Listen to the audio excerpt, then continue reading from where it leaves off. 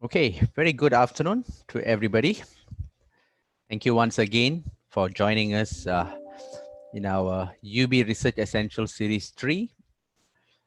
As you're aware, we've been running this workshop since beginning of January, mid-January in fact, and we're going to go all the way until the end of April.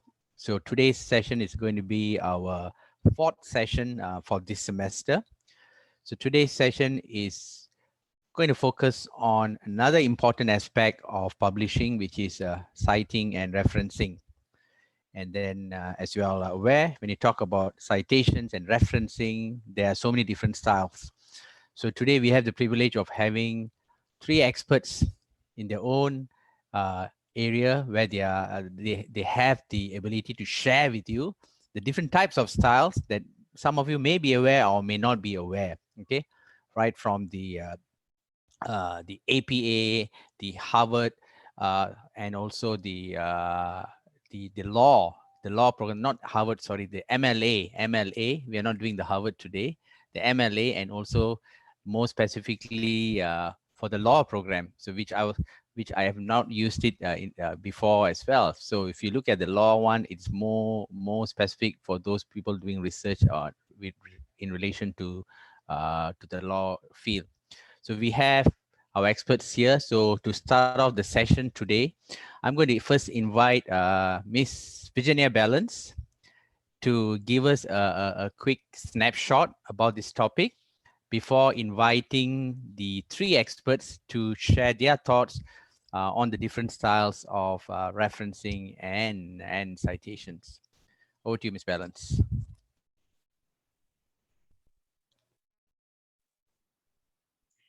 Thank you, Dr. Vic, and welcome everybody.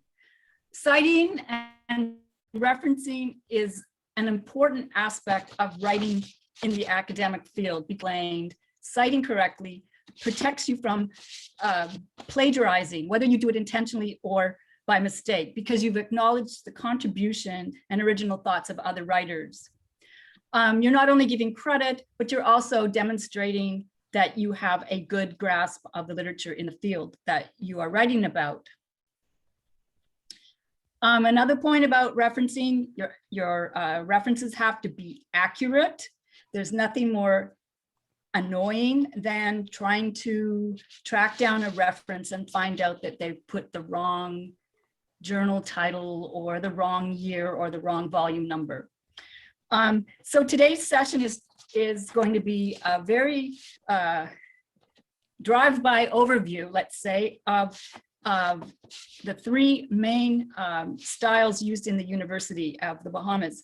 And I will caution you to say that there are many, many styles. When you're writing for publication, it may be that the journal has its own house style. So the standard ones that we use in the university are MLA, APA, and Oscola. So without any further ado, I would like to invite Elsie Bain to share her screen and tell us all about the ins and outs of APA style.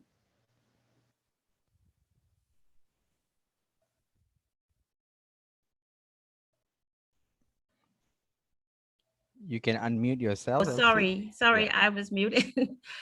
Sorry, good afternoon, everybody. My name is Elsie Bain, like Virginia said, and I am the acquisitions librarian here at the University Library. Today, I will be speaking about APA style and some of the basic format with APA. Can you see my screen? Yes. Okay, great. All right, so APA. What is APA and why is APA important? And APA is a style of documentation of sources used by the American Psychological Association in writing research papers used mainly in social sciences such as psychology, anthropology, sociology, education, nursing, among others. All right, APA style makes use of specific guidelines concerning the structure, content, and order of each page of a research paper or manuscript.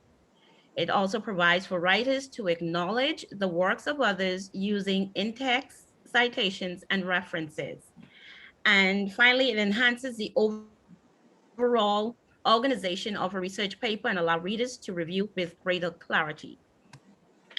So I think I went too fast. Let me just go back. Okay, so what is the structure of a research paper? The research paper should have a title page, which is the first page of the paper. And the first page of the paper, which includes the name of the authors and institutional affiliation, as well as a running head. Then you should have your abstract, which is a 1-paragraph summary of the entire study, typically no more than 250 words in length, okay? And then there is your introduction, which commonly describes the topic under investigation, summarizes or discusses relevant prior research, identifies unresolved issues that the current research will address. Then next, you should have your method, and that is what did you do? And it details how the research was performed. It typically features a description of the participants or subjects that were involved, the study design, materials that were used, and the study procedure. Then there is the results. What did you find? And this should describe the data that was collected during the results of any statistical tests that were performed. It may also be prefaced by a description of the analysis procedure that was used. Then next you would have your discussions. What is the significance of your results? And this area should summarize, it summarizes the results that were obtained in the study and describes how those results address the topic under investigation and or the issues that the research was designed to address. Also, any limitations and the directions for further research are usually addressed in this section. And then next you have your references. And the references is just areas, just an alphabetized list of the sources that were cited in the paper. And this is done or organized by the last name of the first author of each source. And then there is your appendices, which is just supplemental information, in some cases, additional information that is not critical to the understanding of the research paper, such as the list of experiment, stimuli, details of secondary analysis, or programming codes. All right. And an important area in APA when you're writing your paper, you have to pay attention to heading and format levels. Headings and subheadings provide a structure to a document. They signal what each section of the research paper is about and allow for easy navigation of the document. Also, APA headings have 5 levels, and each heading level is formatted differently. If you look at the table that's on to the right of the screen, and this is from APA, the 7th edition, which is the latest edition. If you notice level 1, the text begins on a new line and it's centered, bold, and title case, as opposed to level 5, where it's indented, bold, italic, title case, period, and then the text began on the same line. So if you look at all the various headings, each requires a different kind of format. So you must pay attention to this, okay? Next, another area that you should pay attention to in your paper is the bias-free language. Writers using APA style must strive to use language that is free of bias and avoid perpetrating prejudicial beliefs or demeaning attitudes in their writing. So, for example, instead of using man or men, you would use men and women or people. And instead of firemen, you would use firefighters. And same thing with homosexualities, gays, bisexuals, you would say lesbian, gay men, bisexual women. Minority, instead of using the word minority, you would refer to a specific group label, for example, African American. And with special children, instead of saying special children, you would say, oh, sorry, I think I just pressed something. Instead of special children, oh, I'm so sorry. I'm moving too fast. You would say children with learning disabilities, okay? So that's, I guess, in your writing, you want to pay attention to avoiding any or prejudicial beliefs or demeaning attitudes in your writings. Another important area in the APA writing style is citing and referencing. And citation occurs in two areas in written work. You have in-text citation, and then you have your reference list. With in-text citation, it provides basic information on your source of reference in text itself. This is necessary when you're quoting, paraphrasing, or summarizing from a source. In the reference list, the purpose is to help the readers find the references used in your text. And also with citing and referencing, it helps to avoid plagiarism. And what is plagiarism? It's the use of someone else's word and the use of someone else's ideas without appropriately acknowledging the author or source. And over to the right, there's a little diagram that says why reference. And you see it said to avoid plagiarism, to credit the author, to show the original source, to demonstrate your knowledge, and to lend credibility to your work. Now, let's look a bit more at in-text citation. In-text citation, in-text citation is included in research paper in 3 instances: using direct quote, paraphrasing information, and referring to a piece of information from another source. And here, this table shows you, just give a breakdown overview of how the in-text citation should be formatted. And when you look at it, there are 2 types of, well, the formatting is different based on which style or of citation you're using. And say, for example, with the narrative citation, this is a type of citation where the author's name is used within the text of the sentence, whereas with the oh Lord, this word, my tongue is getting tied. Parenthetical citation is a type of citation where the author and the date are in the parentheses at the end of the sentence.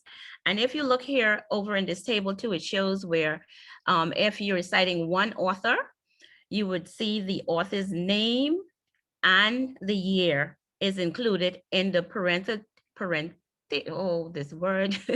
citation, where both are in parentheses. And then you have to have the narrative citation where the author's name is left outside of the parentheses, okay? Same thing happens with 2 authors. You would see where both authors are in parentheses, and then there's the year also included. And in the narrative citation, you would see where both authors' name are left outside of the parentheses and just the year of publication is included. Okay, and with 3 or more authors, you see there only the first author is listed as, and then there's et al, which means and others. And then there is the year of publication. And in the narrative citation, you see there's the author's name is left outside of the parentheses, and you would just have the year of publication in parentheses. All right. The reference list. And this is a very important part of your research paper. Remember, everything cited in the text must appear in the reference list, and everything in your reference list must be something you have referred to in the text. So you can't go making up stuff. Like if you're quoting a work done by Elsie Bain in the body of your writing, then Elsie Bain should also be listed as a part of the reference list. So you can't have something in a quotation in text and then is not a part of the reference list, okay? The reference list starts on a new page before any appendices, and the word reference must be centered at the top of the page. The reference list is arranged in alphabetical order in terms of the author's surname. And again, if you look over to on the little example I have here, you see where you have your running head, then the title, which is references, is at the middle, is centered on the page and is 1 inch from the top. Then there's the page number, which is at the top right-hand corner. And also you should pay attention to when you indenting, which is, should be 1 inch on the second line after the author's name and all the other citation information. When you move to a second line, which should be double space, you should indent by a half inch. All right, references, formatting references. And this is based on the type of reference that you are, type of source that you're referencing, okay? For example, if you're referencing a single author with, and it's a book, the format should be the author's surname, then their initial, the year of publication, the title of the book, the edition, place of publication, and publisher. And if there are two or more authors, you would use the author's last name, the first initial, second initial, and then you have the author's last name, first initial, second initial, year, book title, subtitle, location of publication, and publisher. And you have to pay attention as well to the punctuations, okay? If you're citing two or more editors, the format is basically the same as a book. You would put the editor's last name, first initial, second initial, and the editor's last name, first initial, second initial, year, publication, book title, subtitle, location of publisher, location of publication, and then the publisher. Okay, if it's a journal, then you would put the author's last name, the author's first name, the author's middle initial, the year, month, and date published, and then the article title. And if you notice, the journal name, volume, and issue is italicized. Well, sorry, just a journal name and volume is italicized. Then you would put the issue and the page numbers. Okay, let me just move this out of my way. All right, and then if you are citing ebook, and I think that you will be using more ebooks given the situation that we're in now, where you don't have access to coming into the library physically. So chances are you'll be using a lot of online sources. So with ebooks, you would use the author's last name, then the first initial, middle initial, the year published, the title of the ebook in sentence case, the publisher's name, the DOI or URL. If an ebook does not have a DOI or URL, you can end the reference after the publisher's name.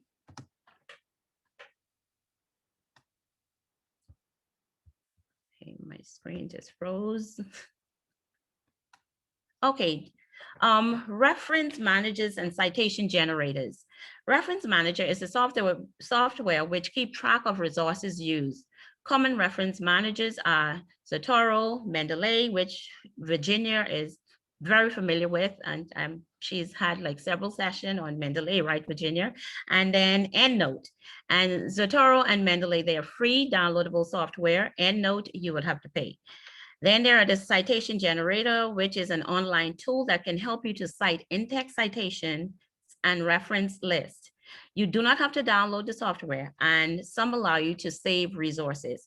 Common citation generators are NightCite, AutoBib, Cite This For Me, and CiteFast. And even though you have these resources, I would still advise that you always consult with your APA guide. All right, so some updates from APA 7th edition, which is the latest edition that came out, I think it was around March 2019. And some of the updates or the highlights are as it relates to formatting. The running head is no longer required in student papers. All right, in professional papers, the word running head no longer appear on the title page. Only the shortened title and the page number should be used. And authors may now use additional fonts. And you see, you can use the Calibri 11, Arial 11, Lucinda Sans, Unicode 10, Times New Roman 12, and Georgia 11. And APA now uses more inclusive language, notably the use of the singular they. In terms of references, you don't have to state retrieve from in the reference list. And the website should be italicized. Should now be italicized, sorry. And the publisher location is no longer needed in the reference entry. DOIs should be listed as a URL. And up to 20 authors for each source should be listed in the reference list. Formerly, APA only required that you use that you list the first 7 authors for a given source, but now you can list up to 20 authors, okay? Then there is the citations. Et al. Should be used in the text citations of sources with more than 2 authors. This change includes the initial citation. And for additional resources, I advise you to go and visit the Purdue All Online Writing Lab website, which is a very popular, very comprehensive website that gives you lots of information and examples of how to format an APA. In addition, you will be able to see examples of actual sample paper that's written in APA style, and you would be able to use that as a guide. Additionally, of course, you would want to go to the APA website. And then we here at the University of the Bahamas, we have the Ask a Librarian reference service where you can always log on. And if you have any questions, you can just shoot us a question. Thank you. And I will now turn things over to Ms. Catherine Archer, who will present on MLA. Thank you. And questions, I guess, will be asked after Ms. Lowe would have presented.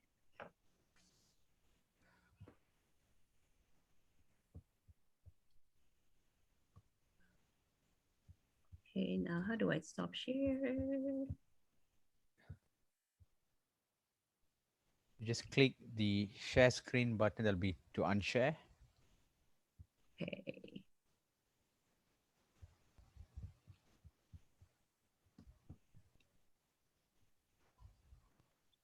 Why am I not? Right at the bottom. Okay. I think if I start sharing, I think that will. Okay, but automatically. Okay. Oh, thank you, Catherine.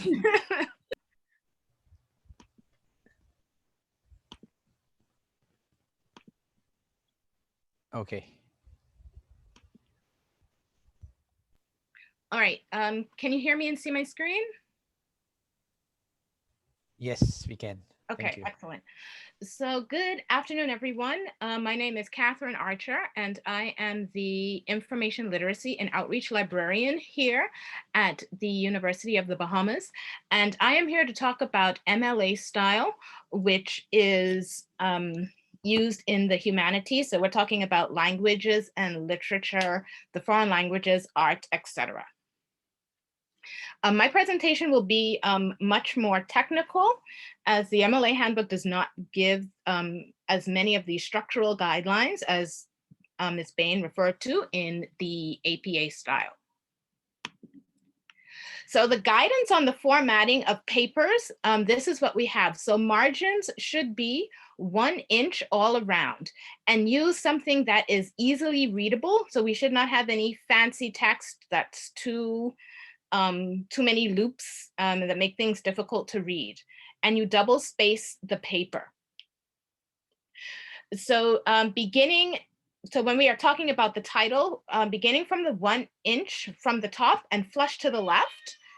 Okay, so I don't know if you heard that, but I do have a cat, and she's usually pretty quiet most of the time, but now that I've started talking, she is making her presence felt.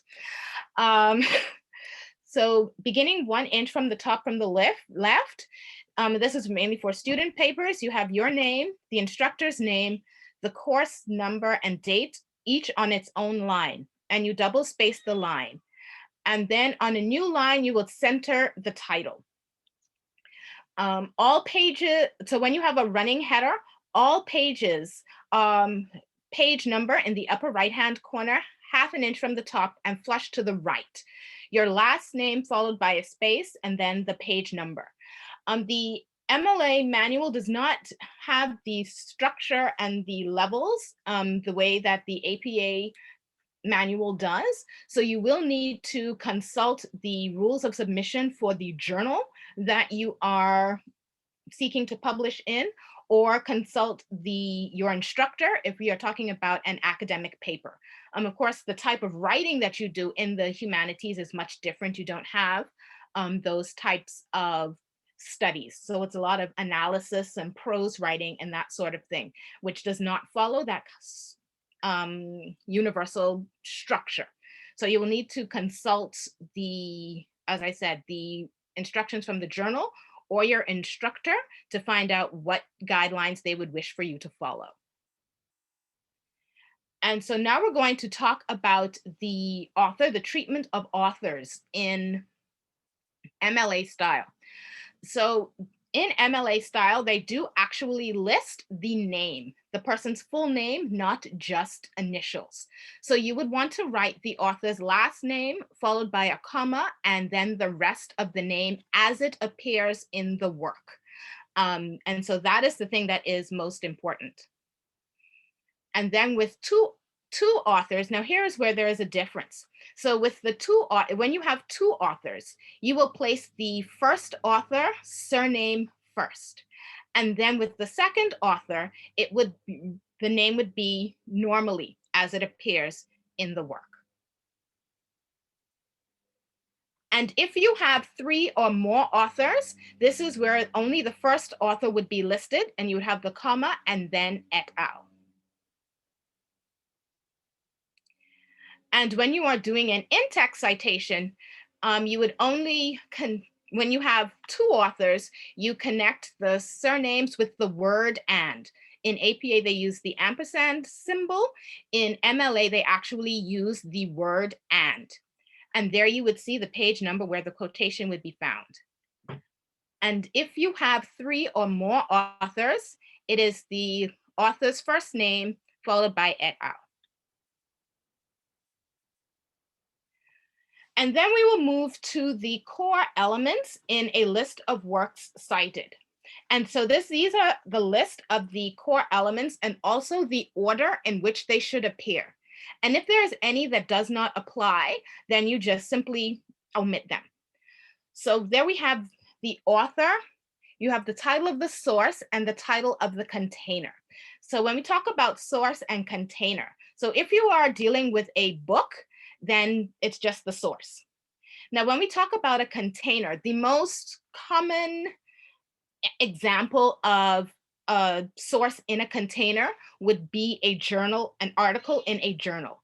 The article title would be the source and the container would be the journal.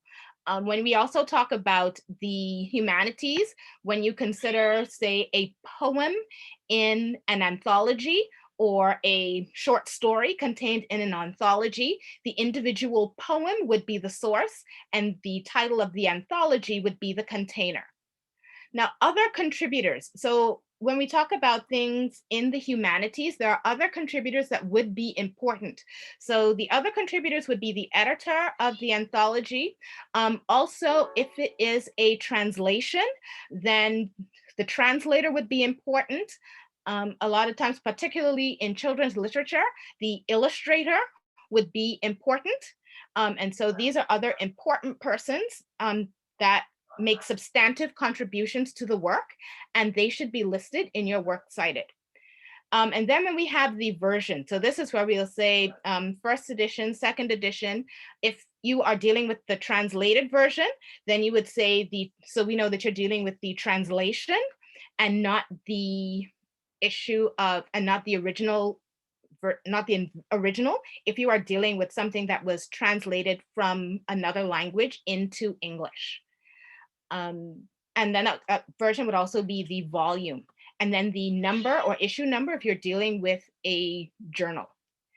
We have the publisher, and the publication date actually appears closer to the end as opposed to the beginning as it does with APA. So in MLA, the publication date is at the end, and the location. So what the location is dependent on the medium that you are working with. So if you are dealing with an anthology or an article, so if you're dealing with the article, the location would be the page numbers of the particular article. If you are dealing with some sort of electronic source, the location would be the URL, or it would be the digital object identifier, the DOI. And a DOI is always preferable to a URL. And if you are actually referring to a physical object that you are looking at, say a piece of artwork or an artifact in a museum, the location would be the actual place where you are looking at the item in question. So here we have a source in a single container. So here we have an essay in a book collection. So this is something from the APA style site. And one of the things that is important to note when you are talking about where you get the pieces of information, the elements that you put in your citation, they don't come from the cover. They will come from the title page. They will come from the verso of the title page. And particularly in anthologies or journals, you will see them in the margins. And so you see all the various places that the individual pieces of information come from. So you have the author is Edward Copeland, and the source is the title of the essay is Money. And you will see that the title of the source is put in quotation marks, and the container or the name of the publication is italicized. And there you see the editor is listed. There's no version or number, and you see that the publisher is there, and the location is the page numbers. And the location is the page numbers. With books, we no longer list the city of publication unless, the exception would be, unless there is some substantive difference where a version published in one place there's some substantive difference to the substance of the material. An example that was given in the manual, apparently with the Harry Potter in London, they followed the spelling and grammar of English grammar. And in the New York, they did the spelling and the grammar and whatever of the American grammar standards. So that was where there was actually a substantive difference between being published in one city and another. Otherwise, we don't mention the cities. And here is another example of a source in a single container. So here is something that is actually online, and this is a video on a website. So you see the title of the video is in quotation marks, and the name of the container, the name of the website, is italicized. And you see the location is listed as the URL. Now, here is something that was very common, and this is very common across citation styles. And here is something that most of us will be using, a journal from a database. So in this case, we have two containers. The first, you have the article, which is the source. It is in the container, which is the journal, and the journal is in the container, which is the database. Now, the librarian in me is not thrilled about this example because you'll see in a minute. So here is the first part of the citation. We have here the author, you have the source of the title of the source, which is the article title, and the article title is put in quotation marks. The name of the journal is italicized, and there we have the volume and issue and the page numbers. Then we have the other container. So the title of the second container that they give is EBSCOhost. And the librarian in me, of course, is not thrilled because they said EBSCOhost as opposed to the specific database within EBSCOhost, but that's just the librarian in me. And there you see the location. So the location that they have given in this instance is the URL, but we would always prefer the DOI to a URL. And the reason being is URL locations on a website can change and database holdings can change, but the DOI is actually attached to the article itself. And therefore, no matter what changes are made in terms of the location online, the DOI is always attached and you'll be able to find it that way. And the works cited, so when we talk about the works cited list, the works cited list begins at the end of the paper on its own page. the page numbering and the running head continue uninterrupted, meaning if the last sentence of the body of your paper is on page 12, the works cited page begins on page 13, and you do continue with the numbering. And you center the title Works Cited at the top of the page. And you do use the hanging indent. And so that is similar to what Elsie showed you with the APA, where if you go beyond one line, you indent each subsequent line an additional inch. And you list the items alphabetically by the first term that appears. And it's usually the first author's surname. And here we have some general tips. Don't leave it until the last minute. Integrate citations into your writing workflow. And what I mean by that is, do not think that you're going to write your whole paper and then insert your citations. You will leave something out, I promise you. So make sure that you put something in there as you are writing. Even if you're not sure and you need to review it later when you are doing the final review of your work, make sure that you put something there to ensure that your citation is there and you don't run yourself into problems. Visit helper websites and utilize the University Writing Center. That is what we provide for you to the university community to assist you with the mechanics of writing your paper. I would have said questions, but we're going to hold those until the end. And here we have for further reading. So currently there is the handbook, the MLA handbook, which was published in 2016, but edition 9 will be available in 2 months. So you might want to hold out for that. There is the Modern Languages Association Style Center and the MLA portion of the Purdue Online Writing Lab. So I am done with that. And Ms. Slow, whenever you are ready, you may begin. Thank you, Catherine.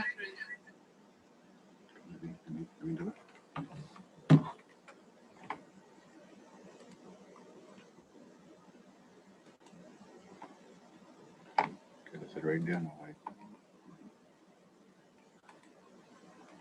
Okay. And then hit,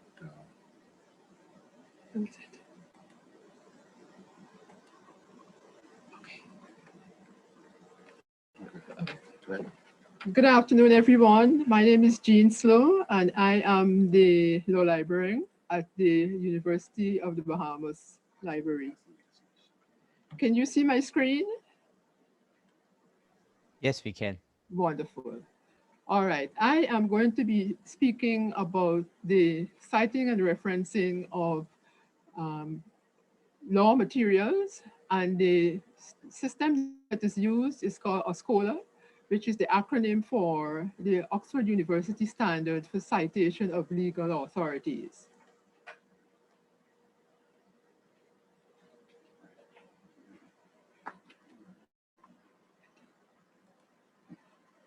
It is a referencing guide that was developed by the staff of Oxford Law Faculty. And like I said before, it's for citing legal authorities. Citations in the text are linked to numbered footnotes, which usually appear at the bottom of the page. And the aim for the citations is that they are accurate and consistent.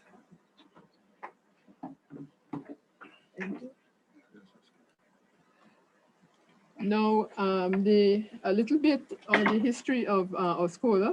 It was first devised by the University of Oxford, as I said, and it was strictly used for within the university itself. But right now, it is used by a number of law schools in the UK and overseas, and a number of legal journals and publishers. The manual is arranged in 4 different parts. Part 1, which deals with general notes on good citation practice.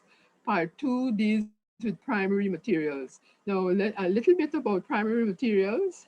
Primary materials is unique to, well, not really unique to legal material, but it's talking about, it will be talking about judgments or cases and legislation.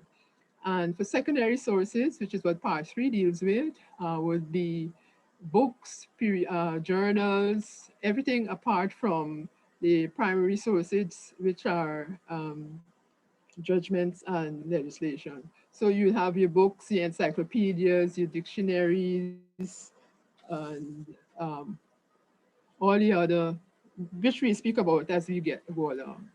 And then in part 4, you have the appendix. Each section gives the format for the citation rule and is usually illustrated by an example. No guidance is given as to the selection of typeface or writing style that you would have heard in the other two manuals, the APA or the MLA.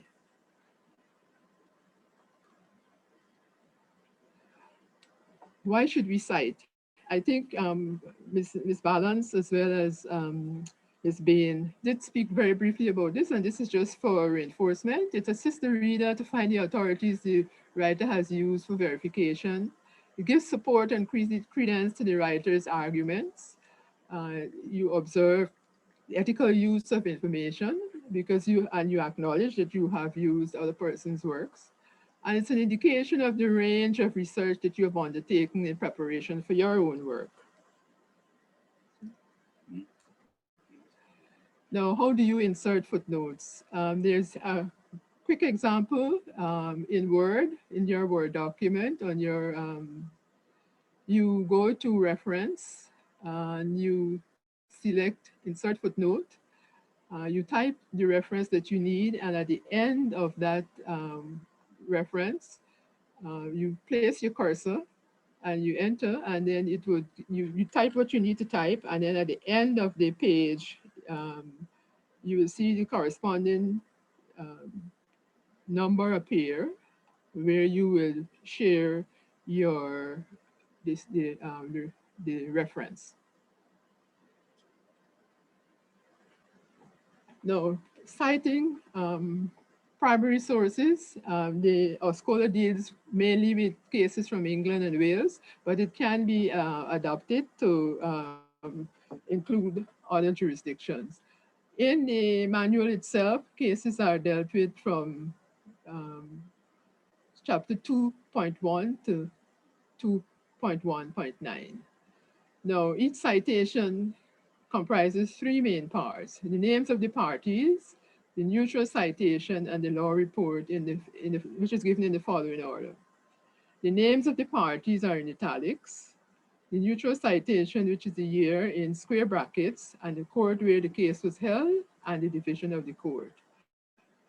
So when you have the parties to an action, in this case, it's Notting Hill Housing Trust against Brackley. And you could see that is in italics.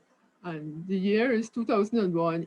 EWCA stands for England and Wales Court of Appeal. This was a Court of Appeal judgment or case, and it was in the civil division, and it's at page 601. Now for the law report, the year is in square bracket, then you'll have the volume number and the report series. The first page number of the report, and then if the case, the judgment is pre-2001, you place the initials of the court in which the case was held in round brackets. Now the significance of 2001 is that at that time, in that year, what is called neutral citations was introduced. And a neutral citation identifies the judgment independently of any other report. It gives the year of the judgment and the court and the judgment number. So here you have Nielsen Jones against Fedden, which were the two parties, and it was 1975, and it's in the Chancery Division at page 222. Now, for legislation, remember, legislation is also part of the primary sources. There's a short title and a long title of an act. Normally, you would cite just the short title of the act. So you'd have the short title of the act, then you have the year of the act, and the section to which you're referring The subsection is usually in round brackets, and then the paragraph is in round brackets. So what you have here is the citation for the Protection of Children Act 1999, Section 13, subsection 2, subsection B. Citing of secondary sources, such as books, journals, websites and blogs, newspaper articles, interviews, personal communications, is covered in sections 3.1 to section 3.4.11. We won't have time to deal with everything, so I will just do very quickly how you cite a book. Citing a book, you use the author's initials or first name followed by the surname. The title of the book is in italics. The edition, the publisher, the place, and the year of publication follows, and then the pages. For example, there's a book here by Martin Dixon, who is the author. You see the first name and then the surname. And the title in italics, Modern Law Review, is the 5th edition, and it was published by Cavendish Publishing in London, which is the place of publication, and the year is 2005. And the pages that we might be referring to is pages 87 to 89. Citing a chapter is slightly different. You use the author's initials or first name followed by the surname. So you have the title of the chapter of a particular work in single quotation marks, and then you have in, and then you will place the work in which it is taken from. The title of that work would be in italics, and then you have the edition, the publisher, the place of publication would be in round brackets. So our example here, A. Shepherd, the work of A. Shepherd is Divorce, Custody, and Visitation, and that could be found in Donna Stianestra and Susan M. Yates, editors, and they have written ADR Handbook for Judges, and this was published by the American Bar Association section of Dispute Resolution in Washington, D.C. in 2004. Now we're dealing a lot with ebooks now. Of course, there's provision for that. If there's an online publication of an ebook is available in print, you do your citation as though it were for the printed copy. If the ebook has no page number, you follow the citation format as for a book, and you include the ebook type before the publisher. So our example shows you W. Lucy, Philosophy of Private Law, and this is the Kindle edition, which was published by OUP in 2007. That will be the hard copy, chapter 1. For journal articles, the author initials are first name when you cite in, are followed by the surname, then the title of the article in single quotation marks, the year in square brackets, and the acronym for the journal title, followed by the first page. So here you have Roger Kerridge, who is the author. The Construction of Wills is the title of the article that he wrote in single quotes, and you have the year in square brackets, and LQR is the acronym for Law Quarterly Review, and that article appears on page 287 of that journal. For electronic journal articles, you use the initials or first name followed by the surname, the title of the article in single quotation marks, the year in square brackets, and the volume number or the issue series.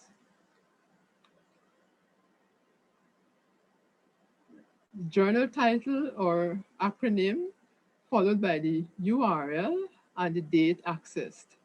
So in our example here, Graham Greenleaf, the Global Development of Free Access to Legal Information, in square brackets 2010 one, and that is the acronym for the journal. And then you have the URL, http://ejit+org, and the rest of the URL, and then you state when it was accessed. It was accessed in July the 27th, 2010. Website and blogs. For citing website and blogs, you use the author initials or first name followed by the surname, the title in single quotation marks, the type of document in the year, the URL, and the date accessed. So you have our example there from Sarah Cole. In the interest of time, I'm just going to guide you to the where you can find how to cite conference papers. This is at 3.4.6. Theses are at 3.4.7, newspaper articles 3.4.9, interviews 3.4.10, and personal communications would be 3.4.11, I think. Okay. Now, most important, to complete your paper, you need to provide a list of all the primary sources cited in your footnotes, and these would appear in your table of cases, as well as you need a table of legislation, which would be all the statutes and statutory instruments that you have cited, and this would be followed by a list of secondary sources, which would be in your bibliography. Remember now to note the difference in citation of an item in the footnote as against the bibliography. In the footnote, you put the first name followed by the surname, but in the bibliography, you put the surname followed by the first initial of the author. Now, the appendix is a very useful part of the manual. It contains a guide to neutral citations. It also has abbreviations which are used for law reports, for journals, legal historical works, titles of books of authority, case names, words and phrases in footnotes.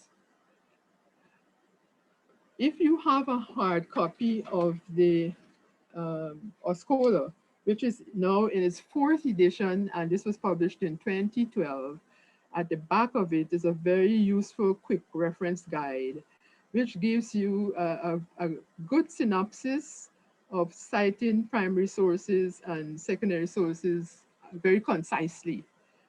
So I think you can also download this from the website, which I have included at the end of the presentation. And there you have it, our scholar, www.law.ox.ac.uk, and some other websites which I found useful while I was preparing this paper. Now, if you need any further information with regard to our scholar or writing your paper in law, you can always make an appointment with the University of the Bahamas Ask a Librarian service that is offered. Thank you very much. And now, if there are any questions, we can entertain them.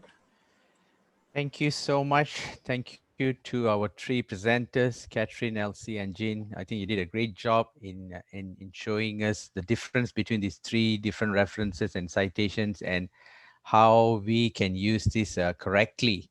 So let me straight away go into the questions. The first one here is to Elsie on the APA with regards to the use of at all, Oh, right. because there's always a confusion. I always have this confusion myself whenever I'm writing. Uh, when you are citing the author for the first time, do you actually cite all the authors, or can you immediately use the at all when you are citing it for the first time? Yes, you immediately use the et al. Okay. And I think there was another question about DOI, if the journal Yes. has a DOI, if you should cite it. Yes, Yeah. the answer is yes. You Okay. should cite the DOI. And like Catherine said, with websites, they can go away. Okay. But with the DOI number, it's always there. So yes, once the journal has a DOI, you go ahead and use it and Okay. cite it. All right. And There's more questions there that you see. yes, in terms of how to cite a book chapter, is it the same as citing the book? Yeah. It is different in that with the book chapter, but if you're citing chapter within a book, you would need to put in your reference the title of the chapter as well as the title of the book. Okay. So Okay. you would need, yeah, so it is different from just citing the book. Okay. I Mo- would also like yeah. to add to that. When Yes. you are listing it in your list of works cited, or whenever you're making any reference to it, the citation would actually go to the author of that chapter Chapter, right. and not the editor of the Editor. entire book. Yes. Few comments there. Katrina, you're asking about should we verify with the professor before using the updated APA format, or is this public knowledge? I can jump in there. I think APA, the new volume edition rather, was published in October 2019.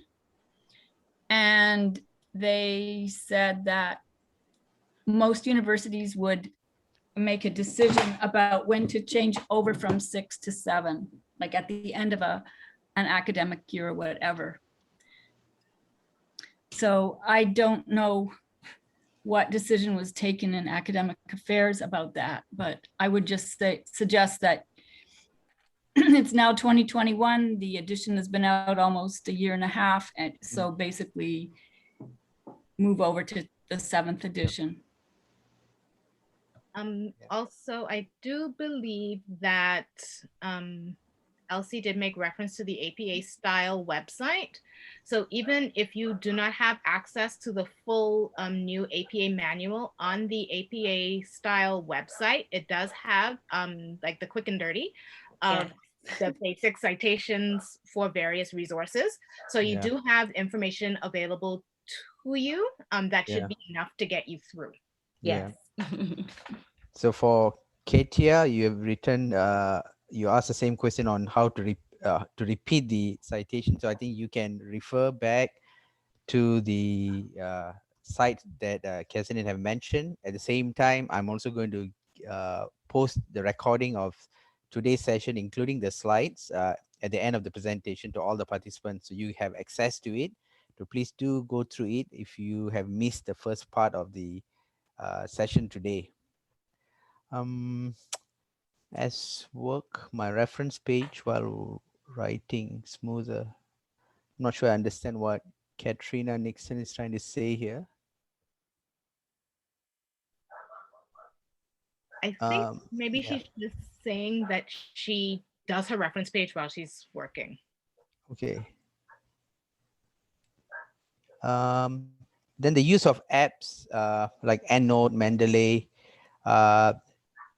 is it seeming seamlessly switching from APA to MLA to Oscola by just clicking of a mouse, or you still got to make the adjustment because every reference is different, and the good part about this software is it does most of the referencing correctly, but do you still need to do the adjustment accordingly?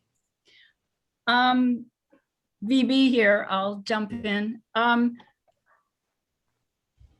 I just opened my Zotero, and as you export a bunch of references from Zotero, it gives you a list of citation styles you can use. The main ones: AMA, American Medical Association, Political Science Association, APA, Sociological Association, Chicago Manual, the 2 variants, 3 variants, Harvard style, Harvard, yeah.